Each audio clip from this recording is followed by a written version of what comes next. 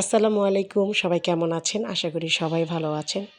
সবাই জানেন রান্না করাটা আমার খুব শখ। রান্না করতে আমি খুবই ভালোবাসি।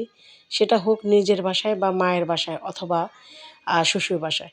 যেকোনো বাসায় আমি রান্না করতে খুব ভালোবাসি। কেউ যদি আমাকে খুশি মনে বলে যে আজকে তুমি রান্না করবা, আমার কাছে অনেক ভালো লাগে। আমরা যখন পিকনিক খেলি, আমার ফ্রেন্ডরা যখন আমাকে বলে যে তুই রান্না করবি, তখনও আমার কাছে খুবই ভালো লাগে। তো আজকে পরিবারের জন্য রান্না করতেছি মোরগ পোলাও।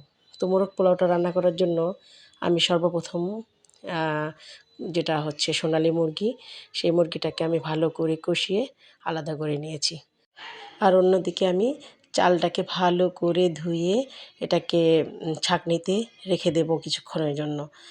আর চালটাকে অবশ্যই ভালো করে ধুয়ে নিতে হবে, কারণ চালের মধ্যে অনেক ধুলোবালি থাকতে পারে। আর যেটা বললাম, আজকের মোরগ পোলাওটা রান্না করতেছি শুধুমাত্র আমার পরিবারের জন্য। আমার বোনেরা আসছে আর আজকে আমার খালাতো বোনও আসছে। তো সবাই একসাথে খাওয়া-দাওয়া করব তাই। তো চালটাকে যখন আমি রান্না করে ফেললাম, তখন এটাকে যখন মানে ২ টা ভাগ করে নেব, আ কারণ মোরগ পোলাওটা আমার ছোটো বোনের আবদারে হচ্ছে। তো ছোটো বোন আজকে চাচ্ছে যে রাইসটা আমি একটু ভিন্ন রকম করি। আমি ২ স্টাইলে করতে পারি মোরগ পোলাও। তো ও এইভাবে খেতে চাচ্ছে। তো আমি যেহেতু আগেই মাংসটাকে রান্না করে ফেলছিলাম, তো আমি রাইসটাকে ২ ভাগ করে এখন এটার মধ্যে আমি সবগুলো মাংস দিয়ে দিচ্ছি সুন্দর করে সাজিয়ে। তো সবগুলো দিয়ে এটার উপরে আমি যে গ্রেভিটা থাকবে চিকেনের, সেই গ্রেভিটাও দিয়ে দিব। আর সাথে যা যা দেওয়ার প্রয়োজন আমি সব কিছু এখানে দিয়ে দিব। তো পরিবারের জন্য রান্না করতে খুবই ভালো লাগে। আর পরিবারের মানুষ যখন এটা খেয়ে তৃপ্তি সহকারে বলে আলহামদুলিল্লাহ ভালো হয়েছে, আমার কাছে তো খুবই খুশি লাগে, খুবই খুশি লাগে। তো সবগুলো গ্রেভি দেওয়ার পর আমি এখন এটার উপরে দিয়ে দিব বাকি রাইসগুলো। তো বাকিটা রাইসগুলো আমি এখানে দিয়ে দিচ্ছি।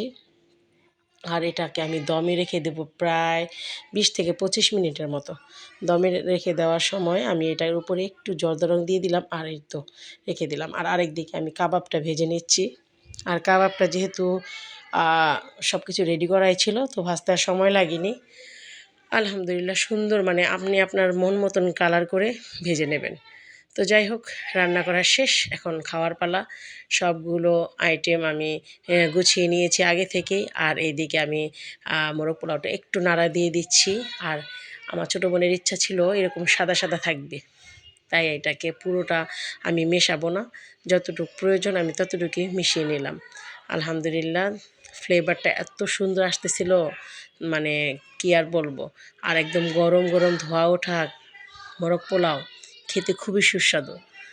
তো যাই হোক, আপনারা শুধু দেখেন আর কমেন্টস করবেন কেমন হয়েছে। আর এদিকে আমরা খাওয়ার জন্য সব কিছু নিয়ে রেডি। তো এই তো এখন আমি মোরগ পোলাওটা বেড়ে নেব। আর এদিকে সালাদ টালাদ কাটা শেষ। তো আমি প্রথমেই বেড়ে নিচ্ছি বিসমিল্লাহির রহমানির রহিম। প্রথমটা আমি আমার ছোট ভাইয়ার জন্য বাড়লাম, কারণ আমাদের পরিবারে আমরা যাই কিছুই করি সবার প্রথম আমার ভাইটাকে আমরা প্রাধান্য দেই, কারণ আমাদের ৩ বোনের সবচেয়ে আদরের একটাই ছোট ভাই। তো যাই হোক, ভাইয়াকে দেওয়ার পরে আমরা সবার জন্য বাড়লাম আর সবাই একসাথে বসে খেলাম। আলহামদুলিল্লাহ খুবই আনন্দ হয়েছে।